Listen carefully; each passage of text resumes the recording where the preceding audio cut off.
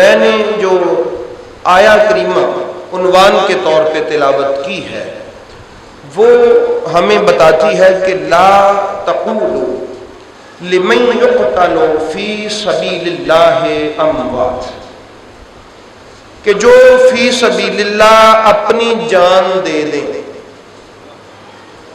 یہ سوکھا سا لفظ ہے، کہتے ہیں جی یہ میں نے فی سبیل اللہ کام کیا ہے، جی یہ میں نے جو ہے نا یہ رقم فی سبیل اللہ دی ہے، یہ مکان فی سبیل اللہ دے دیا ہے، یہ فلاں کام فی سبیل اللہ کیا ہے. ایسا ہی ہے نا، یعنی اللہ کے راستے میں میں نے یہ کام کیا ہے. تو اللہ تعالیٰ نے فرمایا جو فی سبیل اللہ اپنی جان ہی دے دے.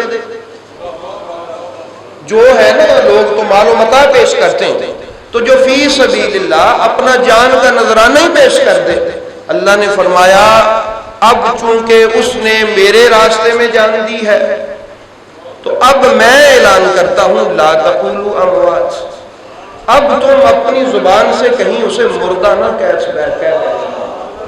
خبردار مردہ نہ کہہ دو. اچھا اب سوال پیدا ہو سکتا تھا کہ چلو زبان سے مردہ نہیں کہنا تو دل میں یا خیال میں یا تصور میں تو مردہ کہہ سکتے ہیں، یعنی تصور میں تو آ سکتا ہے کہ یہ مر گیا ہے. اللہ تعالیٰ نے فرمایا لا تحسبن الذین قتلوا فی سبیل اللہ، خبردار. اچھا حالانکہ شریعت کا اصول یہ ہے کہ خیال پر پابندی نہیں ہے، شریعت میں خیال پر پابندی نہیں. کوئی شخص جو ہے وہ خیال میں کوئی بری بات سوچ لیتا ہے، کوئی برا کام اس کے خیال میں تصور میں آ جاتا ہے، شریعت اس کو پکڑتی نہیں، شریعت اس پر پابندی عائد نہیں کرتی، شریعت اس کے سزا کا اس کے لیے اعلان نہیں کرتی کہ کرتی ہے. اور خیال پابند ہو بھی نہیں سکتا، اور پھر ہم جیسے گناہگاروں کا خیال یہ تو بالکل پابند نہیں ہو سکتا. ہمارا خیال جس طرح ہم بھٹکنے والے ہیں، ہماری روحیں بھٹکتی پھرتی ہیں، اور یاد رکھیں روح کو قرار بھی در حسین پہ ہی آتا ہے. ہاں اگر اس کو بھٹکنے سے کوئی بتاتا ہے تو یہی گھر بچاتا ہے. تو بہرحال خیال ہمارے ہیں بھٹکنے والے، خیال پر پہرا نہیں بٹھایا جا سکتا، تصور کو پابند نہیں کیا جا سکتا، خیال پر شریعت کا بھی پہرا نہیں ہے، خیالات اور تصورات پر اللہ کی طرف سے پابندی نہیں ہے. ہائے ہائے ہائے، مگر یہ کیسا مقام ہے، فرمایا یہاں پر تمہارے خیال پر بھی پابندی ہے، تمہارے تصور پر بھی پہرا ہے، تمہارے خیال کو بھی پابند کر دیا گیا ہے. خبردار نہ تمہاری زبان سے ان کے لیے مردہ کا لفظ ادا ہو، اور نہ تمہارے ذہن و گمان اور دل میں ان کے لیے مردہ کا تصور پیدا ہو. یا اللہ ٹھیک ہے یہ زندہ ہے ڈیفینیٹلی، جب یہ مردہ نہیں ہے تو زندہ تو ہے، ایسے ہی ہے نا. تو اللہ تعالیٰ نے کہا کہ یہ زندہ ہے، تو احباب گرامی لیکن ان کی زندگی کوئی اور قسم کی زندگی ہے، اس لیے اللہ نے فرمایا بل احیاء، زندہ نہیں بلکہ یہ زندہ ہے. پتہ چلا ان کی زندگی آپ کی میری جس طرح کی یہ زندگی ہے ایسی نہیں ہے، ان کی زندگی ایسی نہیں. میں بڑی پتہ کی بات آپ کو دینے جا رہا ہوں، بڑی ضروری بات آپ کو میں دینے جا رہا ہوں احباب گرامی، تاکہ جو حسین علیہ السلام کے منگتے ہیں ایک تو ان کے مانگنے کا زاویہ درست ہو، ان کے مانگنے کا کیا درست ہو، زاویہ درست ہو. ایک تو میرے مولا حسین کی درگاہ کے سوالیوں کو پتہ چلے کہ ہم نے اس شہنشاہ سے مانگنا کیا ہے، اور دوسرا وہ لوگ جو کہتے ہیں کہ یہ تو تم ان سے کیوں مانگتے ہو، یہ کیا دے سکتے ہیں، یہ تو کچھ بھی نہیں دیتے. تاکہ یہ مسئلہ بھی جو ہے یہ ہمارے ذہن میں جو اشکال ہے یہ بھی دور ہو سکے کہ ایسا کوئی مسئلہ نہیں ہے. یہ جو ملا ہے یہ جو خشک ہے اس کا قرآن سے تعلق ہی نہیں ہے، قرآن کا تعلق ہے میرے مولا علی کی ذات کے ساتھ اور پھر میرے مولا کی اولاد کی ذات کے ساتھ. تو احباب گرامی جو ان سے جڑے گا قرآن اس پر اپنا پردہ اٹھائے، اور جو ان سے نہیں جڑے گا قرآن اسے پردہ کر دے گا، قرآن اس سے کیا کر لے گا. اللہ نے فرمایا ان کا میں نے میرے محبوب نے فرمایا رشتہ بنایا ہے. قرآن اور اہل بیت آپس میں ان کا رشتہ ہے. میں دو چیزیں چھوڑ کے جا رہا ہوں. انی تارک فیکم الثقلین، دو بڑی بھاری چیزیں ہیں. ایک کتاب اللہ کا قرآن ہے اور دوسری میری اہل بیت ہے. یہ دونوں آپس میں مربوط ہے، ربط ہے ان کا. جو قرآن کا ہے وہ اہل بیت کا ہے، اور جو اہل بیت کا ہے وہ قرآن کا ہے. تو اس لیے یہ قرآن کی لطیف اور بریک باتیں ان کو سمجھ آتی ہیں، بلکہ قرآن تھوڑا تھوڑا پردہ ان پر سرکاتا ہے جو مولا علی کے بچوں کا غلام ہوتا ہے. کیونکہ نبی پاک نے جوڑا ہے، یہ کسی نے نہیں جوڑا. کسی کو اعتراض ہو، کسی کو پریشانی ہو، کسی کو ٹینشن ہو تو وہ اللہ پہ ہونی چاہیے، کیونکہ نبی اللہ کے کہے بغیر کوئی کام کرتا نہیں. تو نبی کریم سرکار نے ارشاد فرمایا. اب اللہ تعالیٰ نے فرمایا کہ یہ ان کو تم مردہ نہ کہو بلکہ یہ زندہ ہے. اچھا، وہ بھی زندہ اور آپ بھی زندہ اور میں بھی زندہ. اب چونکہ اللہ تعالیٰ نے ارشاد فرمایا کہ ان کی زندگی ایسی ہے کہ لا تشعرون، وہ تمہارے شعور میں نہیں آ سکتی، وہ تمہارے شعور میں ان کی زندگی. اچھا، ایک بات ذہن نشین رکھیں، یہ جو فتویٰ ہے کہ یہ ان سے مانگو یا نہ مانگو، حلال ہے یا حرام ہے، یہ شرع کا ہے نا. یہ فتویٰ کس کا ہے؟ شرع کا ہے. یہ فتویٰ کس کا ہے؟ شرع کا ہے. اور شرع کا تعلق شعور سے ہے. شرع کا تعلق کس سے ہے؟ شعور سے. شرع کا تعلق کس سے؟ آپ بھی ذرا بول دیں بھئی. جو پاگل ہو، جس کا جو مخبوط الحواس ہو، آپ یوں، بلکہ یہ جو مجذوب لوگ ہوتے ہیں آپ کہتے ہیں ان پر کوئی فتویٰ نہیں ہے. کیوں؟ ان کو تو ہوش ہی نہیں ہے. پتہ چلا کہ جو ہوش والا نہ ہو اس پر شرع کا فتویٰ نہیں ہوتا. کیوں؟ اس کے پاس تو شعور ہی نہیں ہے، اس کے پاس شعور نہیں ہے. تو احباب گرامی، یہ جو ان کی زندگی ہے، جب ان کی زندگی کا کسی کو شعور ہی نہیں تو شرع کا فتویٰ کیسا؟ تو فرمایا تمہیں تو ان کی زندگی کا شعور ہی نہیں ہے کہ ان کی زندگی ہے کیسی. تو جب ان کی زندگی کا شعور نہیں ہے، جس بات کا پتہ ہی نہ ہو، اس بات پہ فتویٰ کس چیز کا؟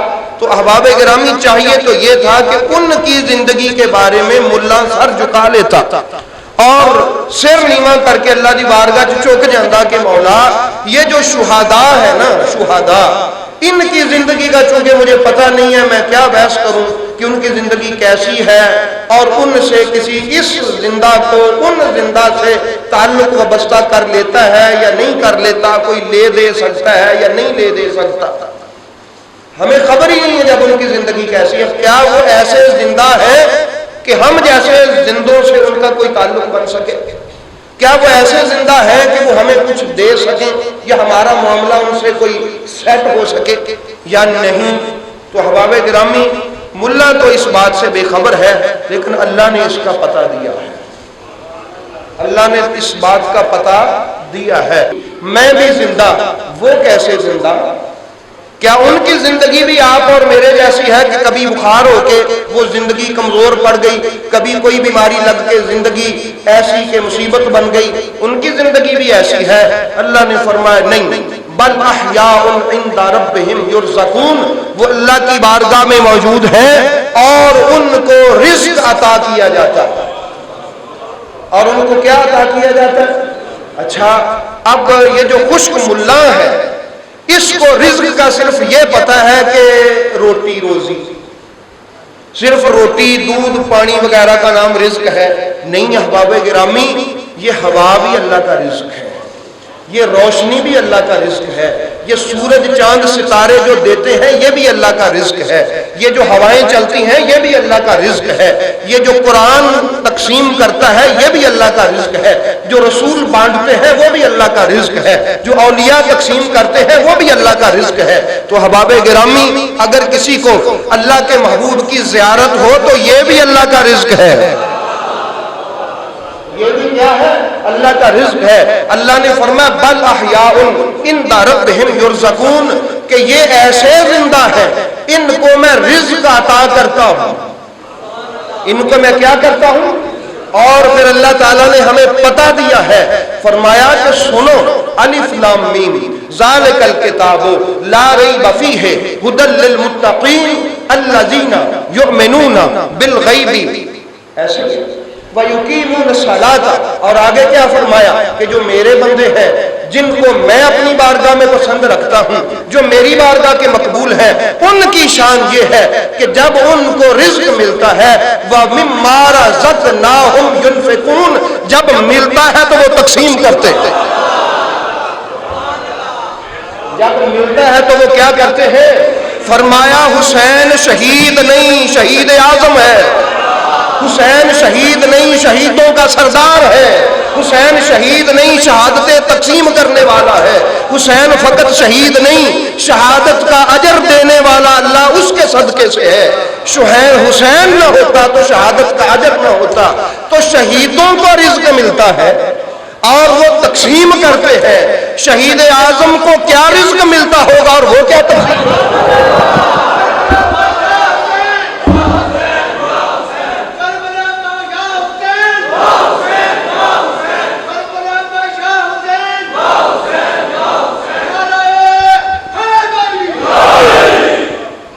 وہاں سے شعور کا رزق ملتا ہے، میرے مولا حسین کی بارگاہ میں پاکیزگی کا رزق اترتا ہے، میرے مولا حسین کی بارگاہ میں طہارت کا رزق اترتا ہے، میرے مولا حسین کی بارگاہ میں قرآن کے رموز و اسرار کا رزق اترتا ہے، میرے مولا حسین کی بارگاہ میں اللہ رب العزت اسلام کے شعور کا، دین کا، زندگی کا رزق اتارتا ہے۔ اسی لیے احباب گرامی، اگر کوئی میرے مولا حسین کے در کا سوالی ہو تو وہ کتنا احمق ہوگا جو میرے مولا حسین سے جا کے یہ کہے کہ یہ میری دنیا کی ضرورت آپ پوری کر دیں۔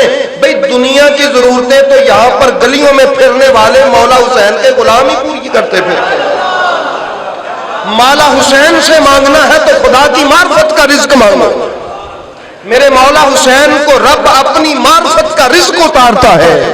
فرمایا جس نے یہ رزق لینا ہے، میں اعلان کرتا ہوں، اللہ کا اعلان ہے، یہ کس کا اعلان ہے؟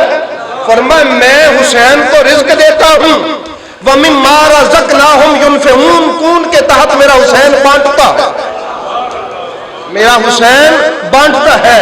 اگر کسی کو معرفت خدا کی ضرورت ہے تو آئے در حسین پر، اگر کسی کو رسول کی معرفت کی ضرورت ہے تو آئے در حسین پر، اگر کسی کو علی کی ولایت کی معرفت کی ضرورت ہو تو آئے در حسین پر۔ فرمایا یہ تقسیم کرتا ہے، کوئی ملا کائنات کا اس کو خبر ہی نہیں ہے کہ مقام شہداء کیا ہے اور مقام شہید اعظم کیا ہے، یہ سمجھ ہی نہیں سکتے کہ شہید ہوتا کون ہے۔ یہ تو شہید نہیں ہے، یہ تو شہیدوں کا سردار ہے۔ یہاں پر اللہ کی بارگاہ سے رزق اترتا ہے اور وہ بھی شعور کا رزق اترتا ہے، معرفت کا رزق اترتا ہے، زندگی۔ اور اسی لیے احباب گرامی قلندر لاہوری نے کہا تھا کہ اللہ تعالیٰ کے اس بندے نے کربلا میں جو لا الہ الا اللہ کا نقش لکھا ہے نا، وہ لا الہ الا اللہ کا نقش نہیں لکھا، وہ ہماری آزادی کی سطر لکھی۔ علامہ اقبال نے دیکھے جنہوں نے شعور لینا ہے انہوں نے لیا۔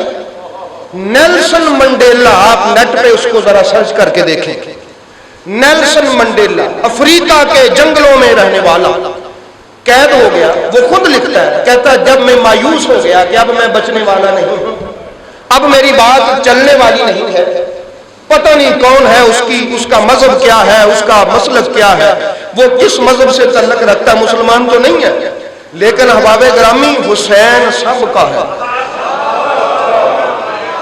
حسین کیا ہے؟ سب کا ہے۔ وہ کہتا ہے جب میں مایوس ہو گیا تو پھر یکدم میرے تصورات میں حسین علیہ السلام کے نام کی کرن چمکی، پھر میں نے کربلا کا تصور کھینچا اور میں اٹھ کے کھڑا ہو گیا۔ میں نے کہا نیلسن حسین کے فکر کو اپنا لے تو کامیاب ہو جائے گا۔ اچھا غیر مذہب ہے، بد مذہب ہے، مسلمان نہیں ہے، میرے حسین علیہ السلام کے نام کی فکر لے کے اٹھا، افریقہ پہ چھا گیا، ساری قید کی زنجیریں ٹوٹ گئی، اللہ نے فتح عطا فرمائی۔ اچھا ہندو اور مسلمان دو الگ الگ قومیں، ہندو اور مسلمان کیا ہے؟ دو، ان کا زاویہ نظر اور ہے اور ہمارا اور ہے، ان کا نظریہ زندگی اور نظریہ بندگی اور ہمارا نظریہ زندگی و بندگی اور. لیکن احباب گرامی آپ نے قائد اعظم کو پڑھا. قائد اعظم نے فرمایا کہ میں حسین علیہ السلام کی فکر لے کے اٹھا. اگر آزادی چاہتے ہو تو کربلا کے تاجدار کی فکر لے کے اٹھو. احباب گرامی میں آپ کو دعوت دیتا ہوں کہ آپ جائیں. وہ جو ہندوؤں کا تھا اس وقت ان کو لیڈ کر رہا تھا, کیا اس کا نام ہے ہندوؤں کا قائد اعظم کے دور میں, گاندھی. وہ جو گاندھی جی ہیں, آپ کبھی نیٹ سے آپ سرچ کریں, میں نے دیکھا ہے. اس نے کہا, اس کے دو جملے, اس نے کہا ہندوؤں اگر آزادی چاہتے ہو تو تفکر حسینی اپنا لو. اچھا مسلمان ہیں قائد اعظم, ان کا نظریہ بھی آزادی کا حسین ہے. کہتے ہیں اگر آزادی لینا چاہتے ہو تو فکر حسینی اپناؤ. اچھا وہ ہندو ہے گاندھی, اور اس کا دوسرا جملہ یہ ہے, اس نے کہا کاش ایسے 72 لوگ جو کربلا میں مولا حسین کے ساتھ تھے. یہ گاندھی کا جملہ ہے, گاندھی کا.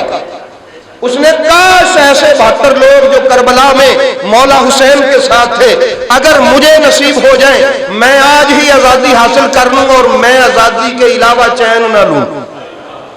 تو احباب گرامی پتہ چلا کہ مولا حسین کسی ایک کا نہیں ہے. انسان کو بیدار تو ہو لینے دو, ہر قوم پکارے گی کہ ہمارے حسین. تو آزادی کا نام ہے حسین علیہ السلام. کربلا میں جو ہوا ہے وہ آزادی کا درس ہوا ہے. کس کا درس ہوا ہے؟ اگر کسی نے اپنے ان جو ہمارے اندر کی جو برائیوں کی زنجیریں ہیں, ان سے اگر کسی نے آزادی حاصل کرنی ہو تو تاجدار کربلا کے اصول پہ چلنا پڑے گا. اور کسی بھی قسم کے اگر ہم کسی جال میں جھکڑے ہوئے, وہ سیاسی ہو, وہ معاشرتی ہو, وہ مذہبی ہو. مذہبی بھی جال ہے نا, ایک مولوی کا بھی جال ہے, وہ بڑا تنگ ہے, سب سے تنگ وہ ہے. اگر اس سے بھی نکلنا ہو تو مولا حسین علیہ السلام کو دیکھنا پڑے. تو حسین علیہ السلام کی بارگاہ سے رزق ملتا ہے وہ جو اللہ دیتا ہے. وَمِمَّا رَزَقْنَاهُمْ يُنْفِقُونَ. تو احباب گرامی توحید خدا کا, وحدت الوجود کا, وحدت الشہود کا